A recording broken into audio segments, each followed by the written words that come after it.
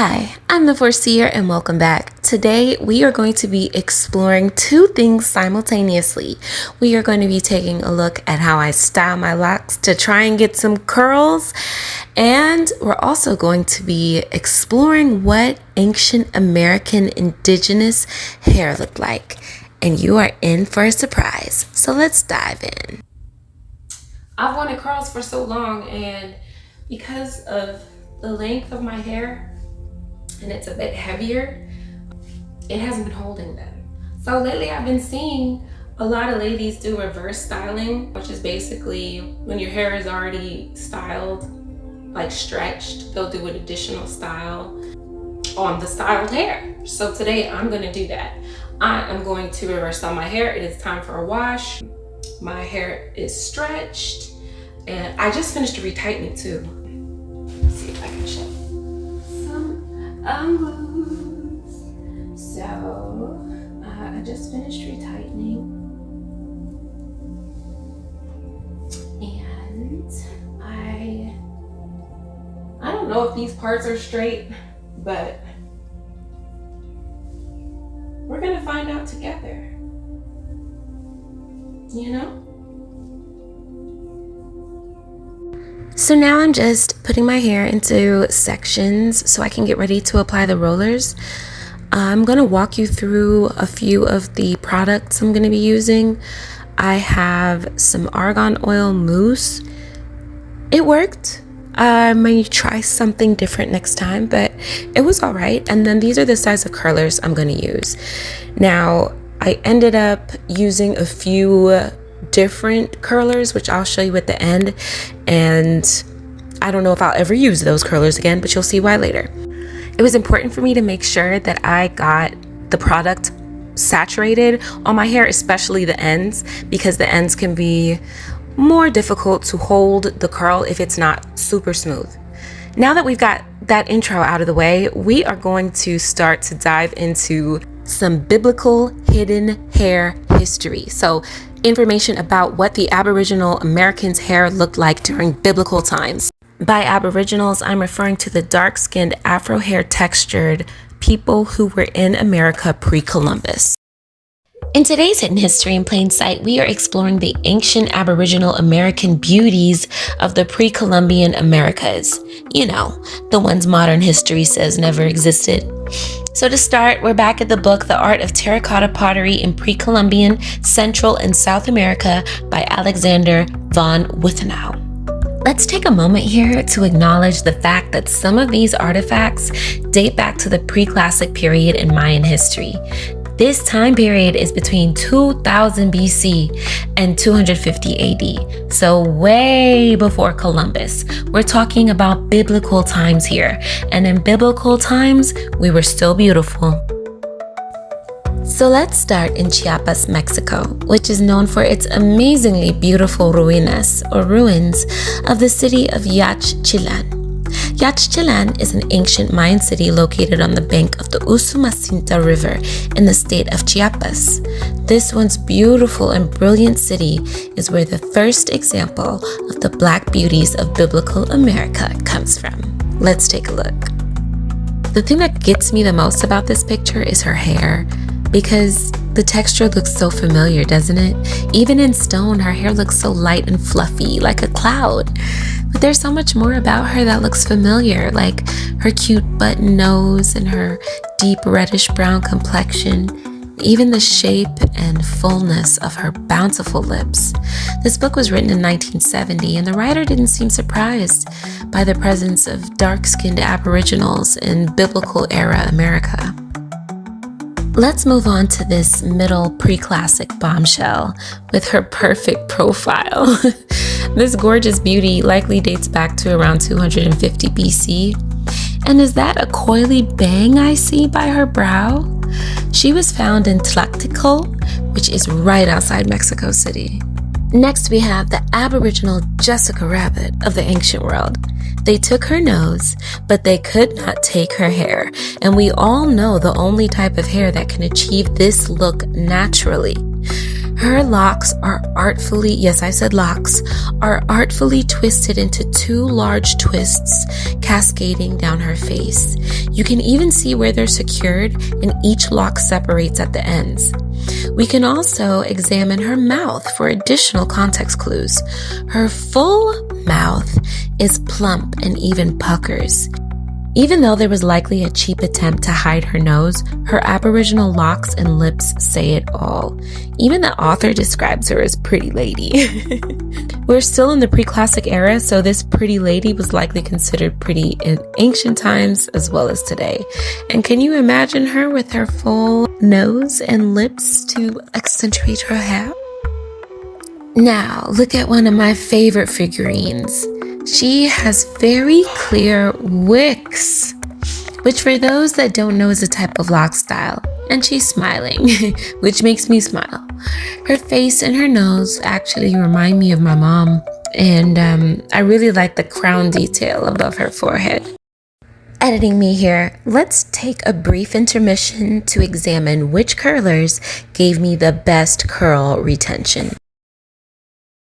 Between this one and this size. Yeah, we can clearly see which ones were the winners. As I unravel this one, you'll see, yep, the purple and the orange curlers were the ones I should have used the entire time. I used the curlers in the back that didn't work, and they were like the spiky type of curlers. I will not be trying to use those ever again, ever. Okay, now back to action. Next, we have another biblical era baddie, and here we have all her features still intact. Her almond eyes, her perfect nose, and full lips. And her hairstyle, it appears her locks are pulled back into the side, then folded upward towards her forehead. These lock styles are unique and so intricate. Like, where can I find an ancient American Aboriginal stylist? Oh, but wait, I reincarnated. That ancient American Aboriginal stylist is me.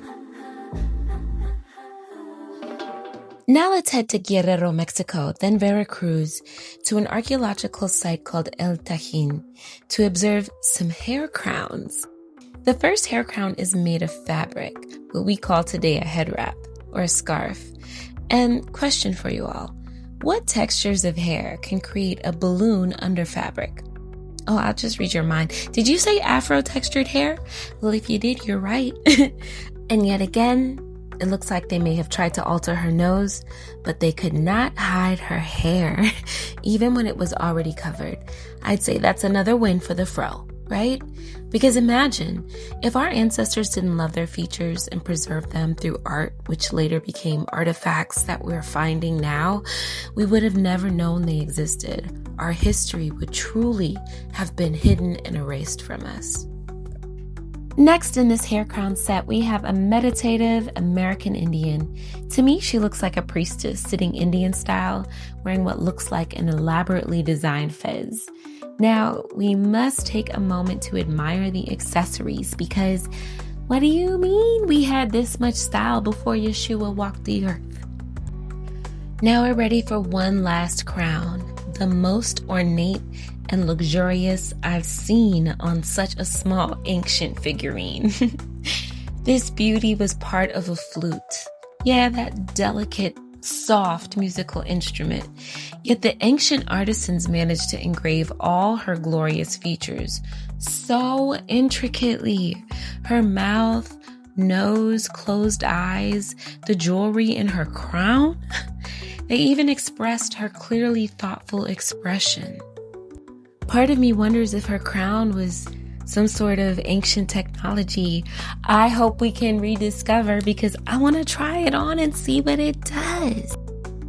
To end this episode of Hidden History in Plain Sight, let's close it out with a quote from the conclusion of this book. I find it really interesting. You'll notice that as I'm reading, I'm swapping out the word the author uses to identify the dark-skinned natives, and I'm switching out that word in using dark-skinned aboriginals or melanated aboriginals. So let's get into it. The author states, the melanated aboriginal element is the exception. Pause.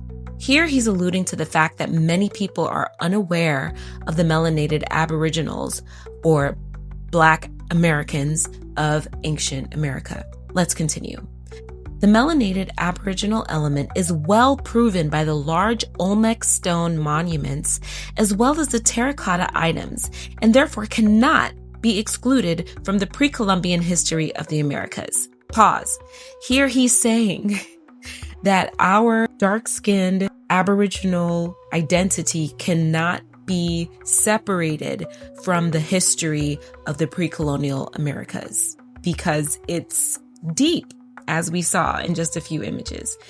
Let's continue. Furthermore, it is precisely the melanated Aboriginal representations which often indicated personalities of high position who can unhesitatingly be compared to the outstanding Negroes who served as models for the great works of art in Egypt and Nigeria. So it is very likely that many of the biblical era beauties of ancient Aboriginal America that we met today held high positions of opulence in their ancient societies. They were found at unimaginably intricate temple sites that modern construction couldn't build today and adorned in true luxury. They wore their textured, gorgeous hair in afros, in wicks, and in varying sizes of locks. They were priestesses, queens, healers, and matriarchs. And guess what? They looked just like you. Now, if you're curious like me and you've enjoyed this and you want to go even deeper into uncovering the mysteries of ancient Aboriginal hair, I dedicated an entire portion of my book, which is called Unraveling the Mysteries of 4C Hair, to uncovering the hidden history of type 4 hair. It's available on Amazon, and I encourage you all to go down a few rabbit holes. You might really enjoy yourself. Take care, my loves. So while I'm finishing up this final look, this isn't quite middle part bust down.